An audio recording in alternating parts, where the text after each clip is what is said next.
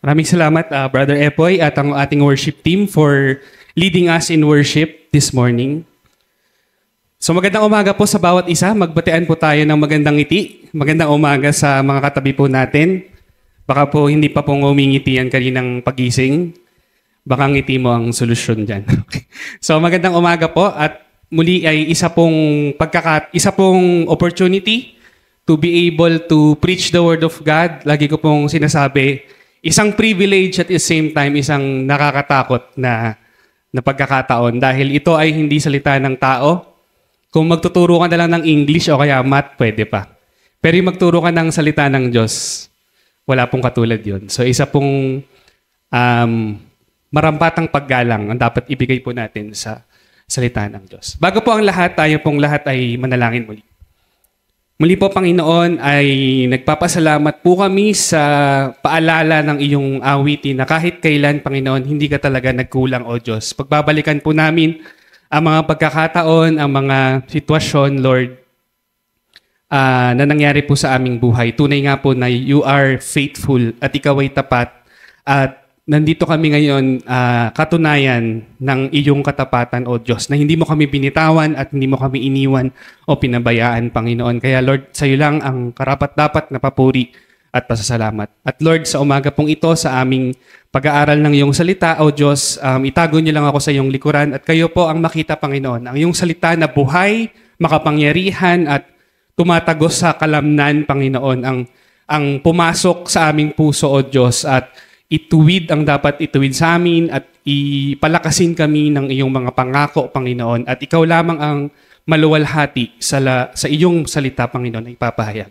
Salamat, O Diyos, muli at sa iyo pong papuri at pasasalamat sa pangalan ni Jesus. Amen. So tayo po ay nagpapatuloy sa pag-aaral ng Book of Exodus. At last week, pinahayag po ni Brother Jimson ang Exodus chapter 12, na pinamagatan pong Our Faithful Redeeming God, kung saan pinakita yung isang napakagandang illustration ng comparison ng Passover lamb o yung mga tupa na kanilang pinatay at inialay at ang dugo nito ay ipinahid sa pinto upang sa pagdating nung angel of death ay hindi kunin o mamatay ang mga panganay na anak ng mga taga-Israel. And this Passover lamb ay simbolismo it's a foreshadow ng ating Panginoong Hesus na siya ay ang kordero, ang Lamb of God na inialay sa krus ng Kalbaryo upang tayo ay maligtas, tayo ay mabuhay. Nang sa gayon ay hindi tayo datna ng kamatayan ng eternal death, sa halip tayo ay magkaroon ng kaligtasan dahil sa Lamb of God na inialay para sa ating katubusan. So ito po yung pinahayag last week in Exodus 12 at kung titingnan po yung pinaka-journey natin sa Exodus, kung sino po dito nasimulan mula Exodus 1 yung preaching. Diba? So mula Exodus 1, nasa Exodus 13 na tayo. So kung sa paglalakbay nangalahati na tayo, diba? Umabot na tayo dun sa, naplampasan natin yung pagkapanganak ni Moses, yung pagkatawag kay Moses mula sa burning bush at tinawag siya upang i-redeem ang mga Israelita sa Egypt. At yung 10 plagues, nakita natin din po yung kwento at yung Passover. At ngayon po, ito po yung moment na patawid na sila sa Red Sea. No? So medyo nangangalahati na po tayo dun sa journey natin. So I hope and pray na as we journey in Exodus, na-enjoy nyo rin yung journey natin sa salita ng Diyos on how God exemplified His power through the Israelites sa pamamagitan ng kwento ng Exodus. No? At dito natin makikita at magpapatuloy nga po tayo sa istoryang ito. Bago po ang lahat, sino po sa inyo may ganitong plato sa bahay dati o ngayon? Familiar? Ang pambansang design ng mga plato, no? Talagang, ano yung plato na yan? OG. Kumbaga, laging may ganyan. Ewan ko lang kung mayroon pa rin ganyan ngayon. So, meron tayong mga plato na pang araw-araw na lagi nating ginagamit. Yung tipong may mga gasgas na, lalo na yung mga platong plastic, yung brown-brown na yung gilid, yung ilalim, pero gamit na gamit pa rin. Di ba yun yung mga pangharabas na plato natin, kumbaga pang araw-araw natin ginagamit. Pero meron tayo mga plato na ganito, ito nabasa ko lang, kailan kaya mailalabas sa mga sagratong plato ni Mama? Yung nasa cabinet na salamin, na hindi ginagamit, tapos sasabihin mo sa mama mo, Ma, gamitin natin yung plato. Ay, hindi pwede yan. Pang-special na bisita lang yan. Sino pa nakaka-relate? Ayun. Di ba? Meron po tayong mga ganyang klase ng plato na ayaw paggamit ni Mama. Di ba? Kahit anong mangyari, kahit bumaha, yung plato nandun pa rin, hindi gagamitin. Talagang, ang tawag nga mga sagradong plato. Talagang tumanda na tayo at lahat hindi natin nagamit yung plato na yun, no? So, meron din akong napanood na talagang mahal na plato. Napanood ko sa vlog ni Alice Eduardo or pinicture siya sa isang vlog kung saan meron siyang plato ni kinainan ni Queen Elizabeth. 'Di ba? Queen of England. Tapos naka-display lang, hindi ginagamit. Yun yung pinaka platong sagrado kumbaga. At one time, tiningnan ko pa kung magkano sa internet. 150,000 pala yung mga ganung plato. So, saka na lang. Balik ako sa plastic. Okay. So, merong mga ganitong klase ng mga plato na walang makakagamit kahit ginawa siya para kainan, pero hindi siya pwedeng kainan dahil siya ay sagrado at nakatago sa cabinet ni Mama. Di ba? At ang tinatawag itong mga plato to mga set apart. They were set apart to be not an ordinary plate na araw-araw lang gagamitin. Ganon din sa buhay ng Israel. They were set apart for God.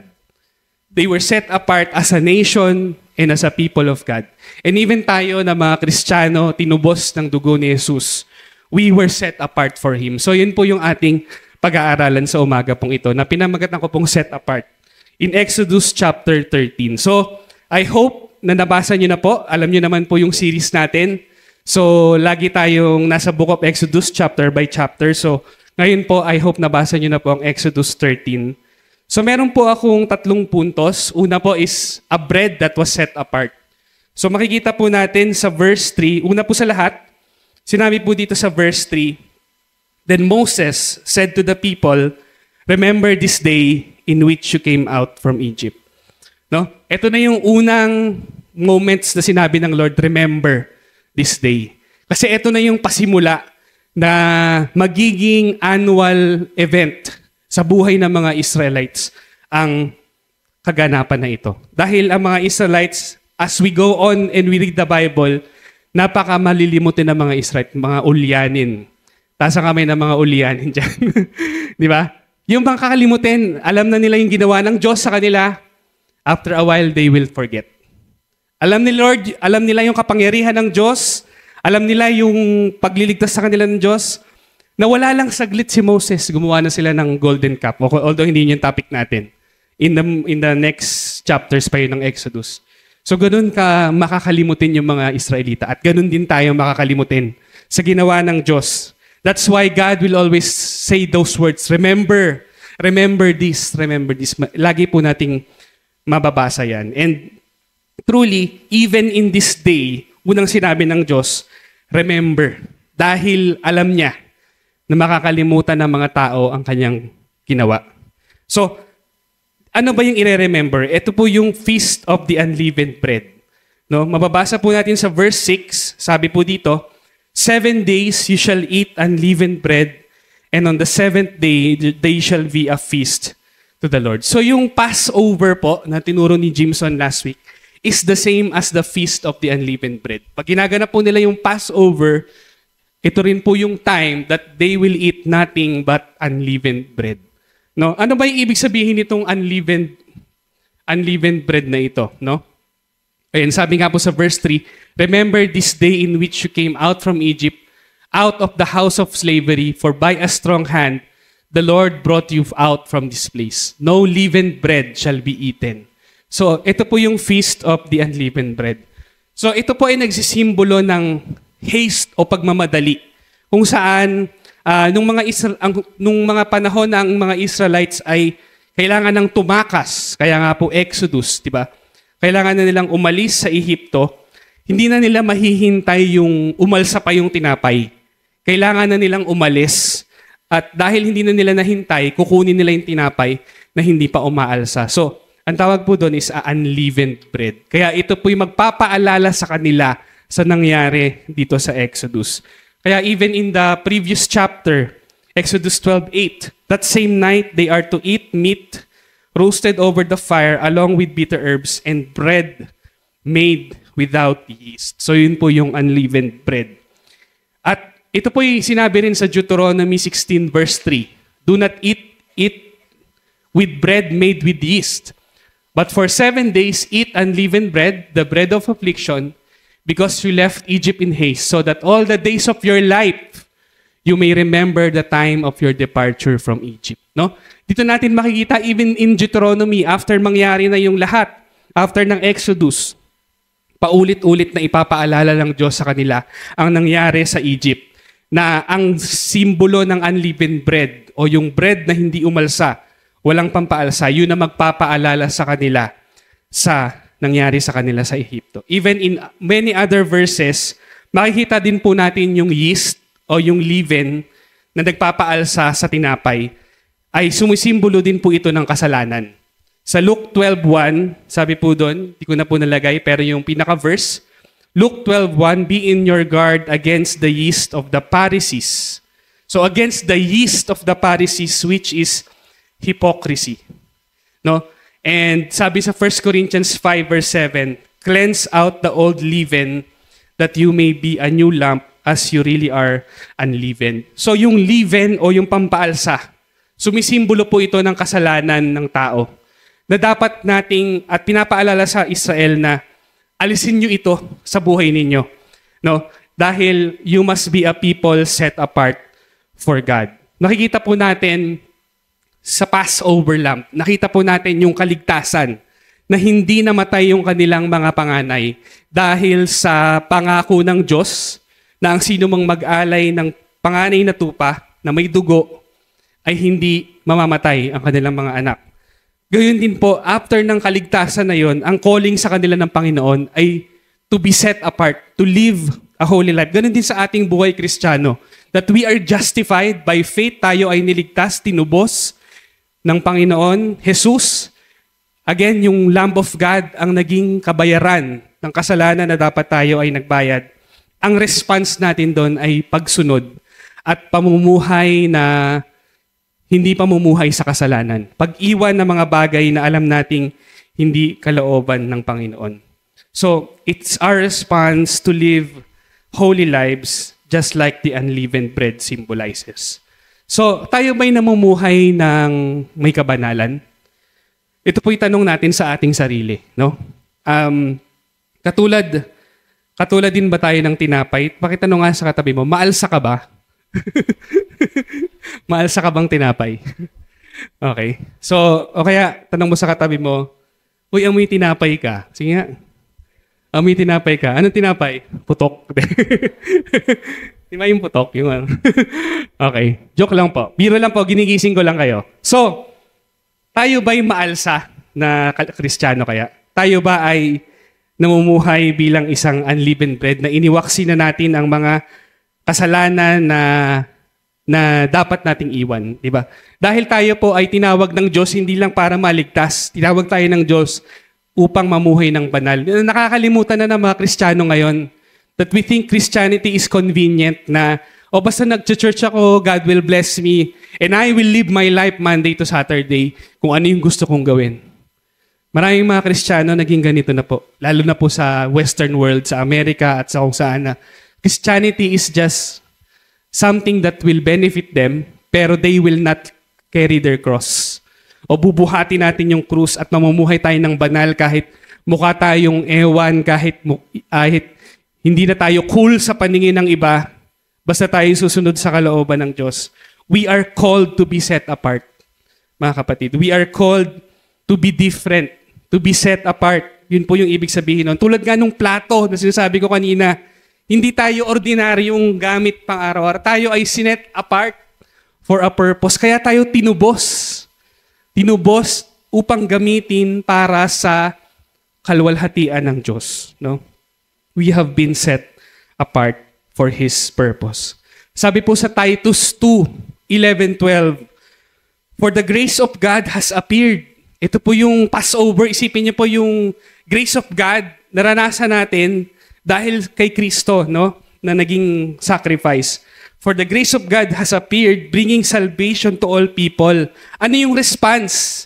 Doon din sinabi, it teaches us to say no to ungodliness and worldly passion and to live self-controlled, upright, and godly lives in this present age. Yun yung unleavened bread na mag-set apart ka, you no longer live yung yeast o kasalanan, hindi ka na mamumuhay doon. No, dito sa Titus 2:11-12, napakalinaw na sinabi yung kahulugan ng Passover at unleavened bread.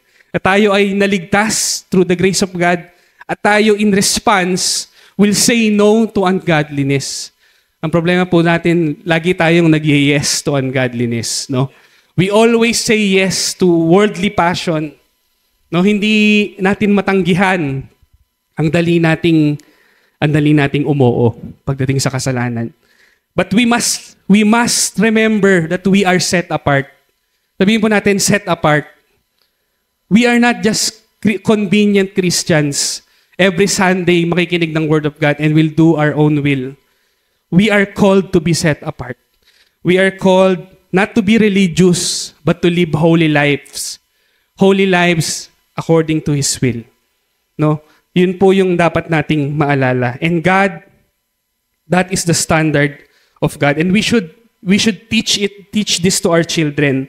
Sabi po sa verse 8, you shall tell your son on that day, it is because of what the Lord did for me when I came out of Egypt. So nandun din yung response o yung responsibility to teach our children. No? At ang utos ng Diyos, ibinigay niya sa mga magulang. No? Hindi niya binigay sa mga, although nandun yung calling ng pastor and Sunday school teacher and youth leader, but discipleship ultimately is at home. Binigay ng Lord sa magulang. No? Naalala ko po dati, nakwento ko na yata dati, nung youth ministry head pa ako, sabi po nung isang nanay sa akin, isama mo lagi yung anak ko kasi ang kulit niyan, ikaw magpapabago dyan. Oh wow, ako nang banal na espiritu, di ba? So, pressure. Pero sabi ko, hindi po kasi sa magulang pa rin po. Sa magulang pa rin po yun ultimately. Magiging katuwang lang ang youth leader or ang Sunday school, but discipleship is at home. Yun po yung dapat nating ipaalala. Hindi po mga Holy Spirit, yung mga Sunday school teacher. Salamat sa buhay nila. But the one who will teach them is the parents. Yun po yung sabi dito po sa Exodus chapter 13. Huwag po nating ipasa yung responsibility. Kailangan po nating akuin yun. Dahil tayo po ang may responsibilidad bilang magulang. Diyan pa ba kayo? Amen. So, ito po yung napakahalagang paalala ng Panginoon. Pangalawa po, a bread set apart and a son set apart. No, makikita natin sa verse 12, you shall set apart to the Lord. You shall set apart to the Lord all that first opens the womb, all the firstborn of your animals that are males shall be the Lord's. So dito po natin makikita yung pag-set apart ng kanilang mga panganay. No? Sabi po ng isang Old Testament scholar, si John Currid, yung verb po na set apart or pass over, noon po, ginagawa po yun ng mga pagans, kung saan inaalay nila yung kanilang panganay na anak, literal, papatayin nila para dun sa kanilang God. Talagang either susunugin nila or sasaksakin nila, iaalay nila dun sa kanilang false God. That is the practice of the pagans noon. But this one, of course, God does not want you to do that, or God does not want them to do that. But He wants them to set apart, to offer their firstborn to be devoted to God. Yan po yung ginawa una-una yung kay Samuel sa Bible, even kay Jesus, nung siya ay bata pa. Siya po ay dinevote ng kanyang mga magulang sa templo. So it's a symbol of that moment na ialay nila ang kanilang mga panganay na anak sa Panginoon. At makikita rin natin sa verse 13, no, yung every firstborn of a donkey you shall redeem with a lamb. Or if you will not redeem it, you shall break its neck. So dito rin makikita yung pamumuhay uli ng may kabanalan. Na lahat ng firstborn nyo, tulad kunyari ang donkey po dito nagsisimbol ng kasalanan muli. Na yung firstborn donkey na ito, iaalay mo at papatayin mo, or para ito'y ma-redeem, kailangan pumatay ka ng panganay na lamb upang ma-redeem yung donkey. Again, dito naman natin makikita ang parallelism ng lamb na inaalay at the Lamb of God, which is Jesus. We can see this very clearly. Sabi po dito, and He, pertaining to Jesus, is the image of the invisible God, the firstborn of all creation, that is Jesus. For by Him all things were created, both in the heavens and on earth, visible and invisible, whether thrones or dominions or rulers or authorities, all things have been created by Him and for Him. And He is before all things, and in Him all things hold together. He is also head of the body, the church, and He is the beginning, the firstborn from the dead, so that He Himself might come to have first place in everything. For it was the Father's good pleasure for all the fullness to dwell in Him, and through Him to reconcile all things to Himself, having made peace through the blood of His cross. Through Him, I say, whether things on earth or in heaven. So makikita natin dito sa passage na to, sa unang hinighlight ko po dito, that He is the image of the invisible God. Sa the original language po, He is the exact replica, copy of God. Diba? In very nature, siya yung Diyos. Pero at the same time, yung pangalawang binanggit, the firstborn of all creation. So, creation din siya. So, ibig lang sabihin na po nun, siya ay nagkatawang tao din. So, that's why He is 100% God, 100% man. No? Doon na pinakita sa passage na ito, ang pagiging Diyos at tao ni Jesus.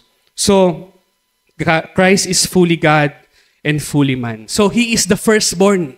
Yung firstborn na pinakita dun sa Exodus, in parallel, si Jesus, siya rin yung firstborn of all creation. At siya yung lamb na pinili, the firstborn of creation, was sacrificed to make peace through the blood of His cross na pinakita po sa huling bahagi ng passage. Na siya yung inalay, yung kanyang dugo, na yung symbol sa Exodus na inalay nila yung panganay na tupa, siya yung panganay of all creation at ang kanyang dugo ang naging katubusan upang tayo yung magkaroon ng kapayapaan. Sabi nga ng Isaiah, the punishment that brought us peace was upon Him. Yung galit na dapat sa atin, galit ang Diyos sa atin dahil sa ating kasalanan. Yun po ang pinasa ni Jesus. Lahat ng galit ng Diyos inilagay sa Kanya bilang Lamb of God at siya ay pinatay, siya ay inialay upang tayo ay magkaroon ng kapayapaan. Yung galit ng Diyos sa Kanya ibinigay, yung kapayapaan ng Diyos ay sa atin ibinigay dahil sa sakripisyong ginawa ni Jesus. So through the blood, through the Lamb of God, we have peace through the blood of His cross. So this is the exact parallel of who Jesus is to us, no? Kasi yun yung hindi natin nakikita. Marami pong nagpi-preach about God's love, and that is wonderful to preach about God's love. But we have to preach about God's wrath, o yung galit ng Diyos na dapat ibuhos niya sa ating mga kasalanan. Na nalilimutan na ng tao yung kabanalan ng Diyos na isang kaparehong katotohanan ng pag-ibig ng Diyos. Na bago natin makita yung pagmamahal ng Diyos, dapat makita muna natin yung galit at kapangyarihan at kabanalan ng Diyos. At yung holiness na yon, yung wrath na yon na dapat nga po ay ibigay sa atin dahil sa ating kasalanan, yun po ang naging kabayaran doon ay ang pagkamatay ni Jesus bilang Lamb of God at ang kanyang dugo. Kaya nga po sa Passover, ito yung simbolo na pag nakita nila yung pinto, may dugo. It symbolizes. Hindi dahil mabait yung nasa loob, no? Kaya naligtas sila. Uy, siguro yung nasa loob, pastor o kaya worship leader o kaya lagi nagdo-donate sa simbahan o kaya mabuting ina o kaya ulirang ina o kaya pinakamabuting tao sa buong bayan. Hindi po, alam ano yung tiningnan ng Diyos dun sa pinto? Yung dugo ng lamb. Wala nang ibang qualification yung nasa loob ng pinto. Walang standard ng tao na tiningnan ang Diyos. Ang tanging tiningnan lang ng Diyos, yung dugo. At nakita niya yung dugo, hindi niya papatayin yung nasa loob. That is the only reason for our salvation. The blood of the Lamb. Amen. There's no other reason. Huwag nating isipin that mabait ako kaya ako maliligtas kasi mapagbigay ako. Bless your heart, but it will not save you. We must first understand that what will save us, ang magliligtas lang tanging sa atin, ay ang dugo. Nothing but the blood of Jesus. No? Na kapag dumaan yung kamatayan, tayo'y naligtas, tinubos because of the blood of Jesus. And so, we can never boast. That's why sabi po ng Ephesians chapter 2 verse 8 to 9, for it is by grace you have been saved. For it is by grace. Ibig sabihin po nun, regalo. Diba? Ibig sabihin po nun, hindi mo kayang bayaran. Wala pong niregaluhan na matino na nagbayad. Uy, happy birthday. Magkano to? 150? Wala po. Lahat ng niregaluhan, tinanggap libre. And that is grace. For it is by grace we have been saved through faith. It is the gift of God, sabi doon. No, lahat ng tinanggap natin sa Panginoon na kaligtasan is a gift. At sabi doon, not by works so that no one can boast. Because people loves to add their works to their salvation. Okay, tinanggap ko si Kristo tapos kailangan mabuti rin akong gawin. Yun ang nagliligtas sa akin, di ba? Kaya nga, usong-uso ngayon yung ligtas points. Oh. -10 ligtas points pag ganito. Ano ba yung ligtas points, di ba? Wala po tayong points. We cannot subtract. We cannot add to our ligtas points. Yung blood of the Lamb lang po yung nagsapat upang tayo maligtas. Tama po ba? Kasi minsan nakakatawa yung mga -100 ligtas points. Wala ho tayong naiambag. Meron pala tayong naiambag, kasalanan. The only thing we contributed is our sin. And God, sabi nga po dito, made peace. No? Yung kasalanan na yon, no, na inambag natin, ang ipinalit ng Diyos, kapayapaan at kapatawaran. Through the blood of the Lamb. That is the very symbolism of that. Yun yung dapat matandaan na hindi nakikita ng modern day Israel ngayon, that they still do the tradition, but they have not seen the true Lamb of God, which is Jesus, already came and fulfilled the word. No? At yun po, by His grace, napakapalad natin na nalaman po natin yun. Na naintindihan po natin yun dahil lang po sa biyaya ng Diyos. He has set apart His firstborn, which is Christ, for our redemption. Pangatlo at panghuli po, at dito na po ako magtatapos. Ayun yung masarap marinig, dito na po ako magtatapos. A people set apart. Nandyan pa ba kayo? Alright. Verse 17 to 22. Sabi po sa verse 17, when Pharaoh let the people go, God did not lead them by way of the land of the Philistines, although that was near, for God said, lest the people change their minds when they see war and return to Egypt. No? But in verse 18, but God led the people around by the way of the wilderness toward the Red Sea, and the people of Israel went out of the land of Egypt equipped for battle. So kung makikita po natin yung pinakamapa, nakikita nyo po ba? Sana nakikita nyo, no? So nakita po natin doon sa pinakasimula, doon po yung Egypt, doon po yung Goshen. Doon po sila nagsimula at papapunta sa pangakong lugar. Pero makikita po natin, dumaan po sila dito, which is the Red Sea. Nakita niyo po dito, Red Sea? So dito po sila dumaan. Kung tutuusin, pwede sila dumaan dito, walang dagat. Siguro nung una, Lord, ba't dyan sa dagat? May patag eh. Bakit pa dagat tayo? Siguro iba nagtataka. Wala po sa Bible yun, pero naisip ko lang, siguro, bakit papunta sa sa Manila Bay? Bakit hindi pa kung pupunta ka ng Bataan, Ba't hindi tayo, Metro Manila, Bulacan, tapos konting Sambales, tapos Bataan? Bakit pa Manila Bay tayo? Anong meron? Hindi pa gawa yung tulay. Di ba? Wala pa yung, yung bridge. Saan tayo pupunta? Imagine niyo yun. Tatakas kayo, sa dagat kayo dadalhin. Wala pang barko.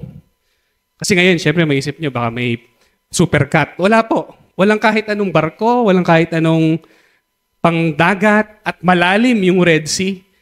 Doon sila dadalhin, di ba? So, it doesn't make sense. It doesn't make sense at that point. Minsan ganun yung kalooban ng Diyos. Tama ba? Walang sense sa ating limitadong pag-iisip that God would lead us to this situation na parang alanganin, parang hindi logical, di ba? Parang hindi tama, parang sa paningin natin. Pero God will exemplify His glory. God will show His power doon pala sa sitwasyon na yon. Kaya kayo nililid ng Panginoon doon. And I know, marami po sa atin may mga story ng ganun sa buhay natin na walang sense, humanly speaking. Bakit? Tinatanong mo ang Diyos, bakit tayo nilid dito sa sitwasyon na ito? But God wants to exemplify His power and glory in your life through that situation.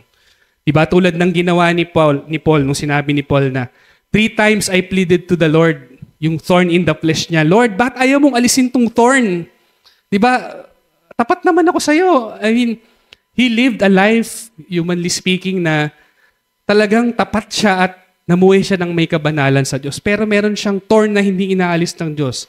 Pero hindi inalis ng Diyos sa kanya. At sabi ng Lord sa kanya, because my grace is sufficient for you and my power is made perfect in your weakness. So, pinaparaan na sa atin ng Diyos upang ma-exemplify niya yung power niya. At true enough, makikita po natin sa Exodus 14, mapapakita ng Diyos ang kanyang kapangyarihan sa pagtawid nila sa Red Sea. Mahahati ang Red Sea. Hindi ko na i-preempt, pero yun po yung alam nating mangyayari yun. No? That God will show His power in that situation. So God wanted the people to trust Him in every step. And also, God fulfilled His promise to Joseph and his family. Sabi po sa verse 19, Moses took the bones of Joseph with him, for Joseph had made the sons of Israel solemnly swear, saying, God will surely visit you, and you shall carry up my bones with you from here. So, hindi po ito yung parang literal lang na gusto lang ni Joseph magpalibing sa Israel, sa outside. But it is to fulfill the promise of God through Joseph na Egypt is not his home. Imagine niyo po nung panahon na buhay si Joseph, Egypt was so prosperous, maayos lahat, nagkakasundo sila, yung mga Egyptian tsaka Israelites, siguro tropa-tropa dati, pantay ang pagtingin. Tapos si Joseph, bossing-bossing dati, di ba? Ang ganda ng buhay niya dati. Tapos, prosperous, wealthy, powerful. Pero sabi ng Diyos sa kanya, at sabi niya mismo, hindi ito ang bahay ko. This is not my real home. No, Egypt is not my home. So that's why yung pag-alis dun sa kanya, sa buto niya, from Egypt to the promised land, it symbolizes na this is not my home. Going to his real home, the promised land. So ano pinapakita rin sa atin na hindi ito ang ating tahanan. No, itong buhay natin ngayon, praise God for the blessings, praise God for the provision, but let us remember this is not our real home. No, that we are just sojourners. Dumadaan lang tayo sa buhay na ito. That our home is with God for all eternity. So, sana wag tayong masyadong ma-at home. Paano ba? Ma-at home tayo pero wag nating ipagpalit yung totoong tahanan natin. No. Meron pong isang kwento na alala ko lang ngayon, wala sa sermon, yung tinatawag, meron pong mga mountaineers, umakit sila dito sa bundok na mataas. Tapos, halfway, may tinatawag na halfway house. Pwede sila magpahinga, pwede sila mag-swimming, pwede sila magkape, pwede sila mag-sightseeing. Para makakaroon sila ng energy, paakyat uli dun sa tuktok ng bundok.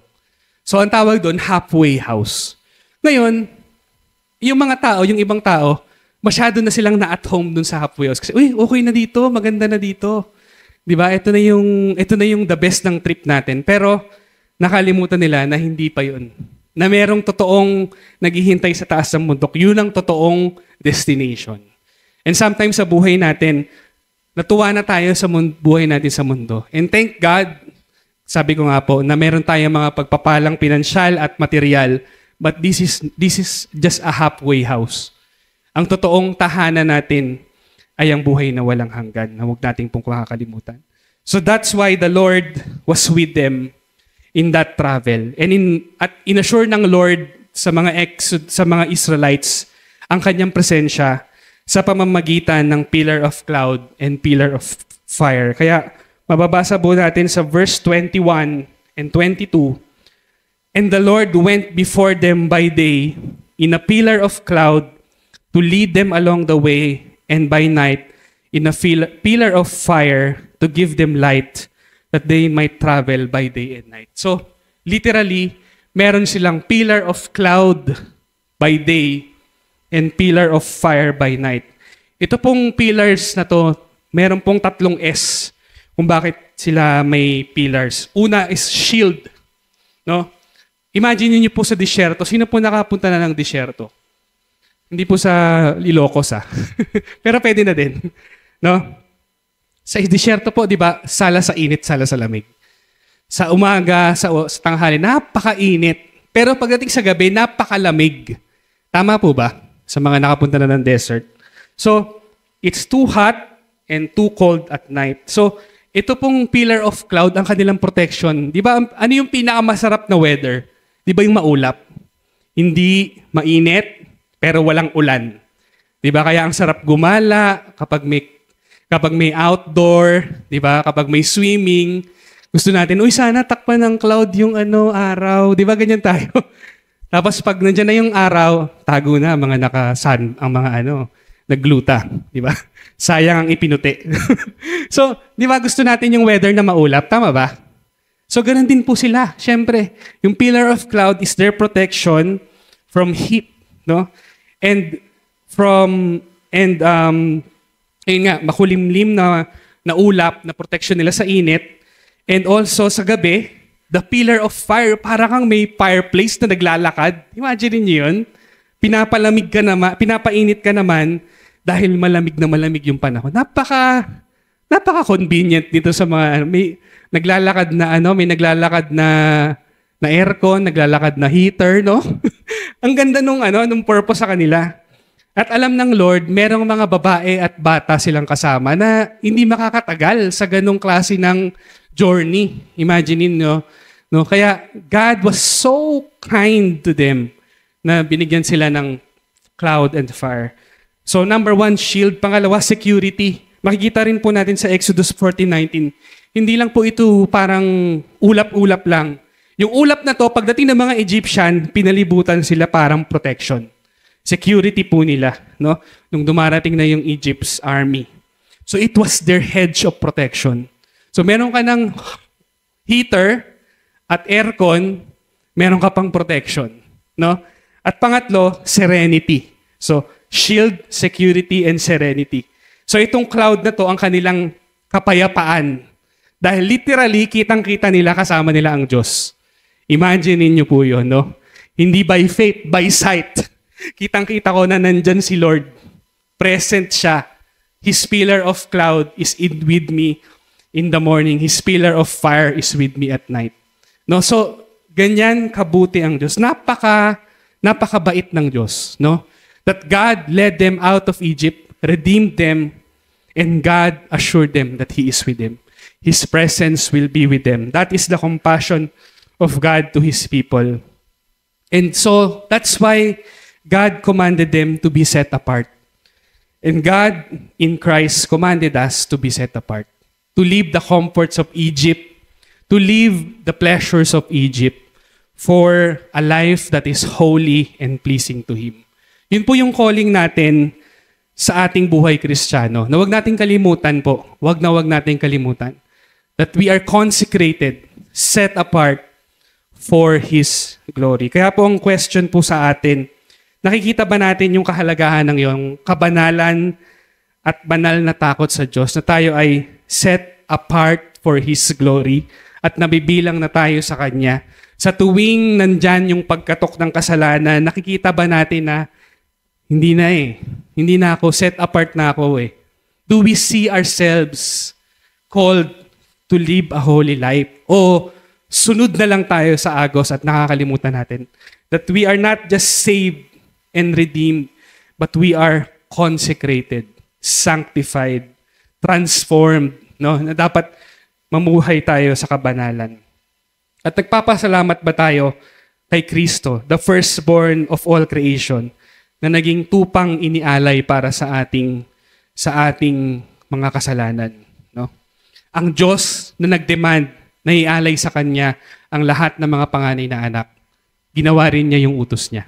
Siya mismo, inialay niya ang kanyang, the precious of heaven, inialay niya para sa ating mga kasalanan. So, nakikita ba natin yung sakripisyo na yon na ginawa ni Jesus, ginawa lang Diyos Ama para sa ating katubusan. At pangatlo, napapahalagahan ba natin ang katotohanan na ang Diyos na tinawag tayo sa kabanalan ay inassure tayo na siya ay hindi iiwan tayo o pababayaan man. Siya ang ating pillar of cloud by day and pillar of fire by night. Araw at gabi, sinamahan at sasamahan tayo ng Diyos sa buhay na ito. Ito ba'y pinapahalagahan natin at pinasasalamatan natin? So nawa, sa ating pag-aaral at pagbubulay-bulay ng Exodus 13, makita po natin ang mga katotohanan ito sa buhay natin. Tayo pong lahat ay manalangin. Let's pray. Lord, I know the song says, my heart's one desire is to be holy. But Lord, most of the time, hindi naman talaga totoo. Minsan yung desire namin ay lumayo sa'yo at magkasala at gawin ang aming kalooban, gawin ang aming kaparaanan.